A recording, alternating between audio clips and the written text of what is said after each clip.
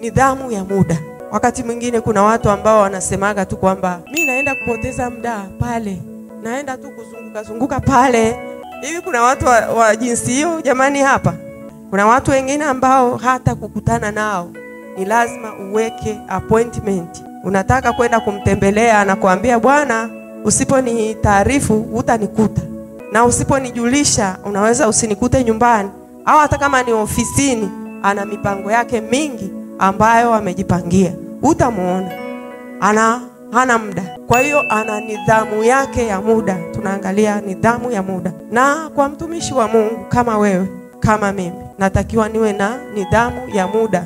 Ni muda gani ambao ninapaswa nifanye mambo yangu, najipangilia. Na wasifu sana watu wa mjini ambao sasa hivi kuna kanisa kwa mfano kama hapo Arusha mjini ambalo limeanzisha ibada wanaita lunch hour.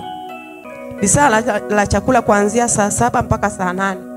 Watu wengi wanaenda pale, wanaenda kumwabudu Mungu, wanaomba. Ni muda, ni nidhamu mtu anakuwa amejipangia. Kuna wengine wanaenda asubuhi ile saa 12 mpaka saa 1. Kama wanafunzi wanaoenda vioni, wanaoenda shuleni, unakuta mtu amefika kanisani saa 12 mpaka saa 1. Ni ibada, ni nidhamu anakuwa amejiwekea kwamba mimi kabla sijaenda kazini lazima nifike pale nifanye maombi, nifanye ibada. Na ni ibada inafanyika ya nguvu. Lisali moja unajua linatosha kufanya ibada ya nguvu, ukaomba, ukafanya mambo mengi na ukaenda na shughuli zako. Unadhani mtu kama huyo atafanikiwa namna gani? Mungu wetu asifiwe sana. Nidhamu ya muda. Tunatakiwa na sisi tujipangilie. Ujipangilie muda wako, ujue kwamba muda huu natakiwa kutafuta uso wa Mungu. Bwana Yesu asifiwe. Nasema kwamba kuna siku nilienda buchani kwa mama mmoja, ana biashara ya bucha pale Leganga. Ilipofika saa 7 nikaona anarudishia kioo, arudishia mlango wake. Mimi niko pale, nikaona anaanza kuomba, maana vioo vinaonekana tu. Akaanza kuomba. Nikasema kweli hii ni nidhamu ya hali ya juu. Hata ajali kwamba wateja wapo na yeye ndio yuko kwenye dirisha la kupokea hela, lakini hajali, ameweka nidhamu katika kumwabudu Mungu wake. Bwana Yesu asifiwe.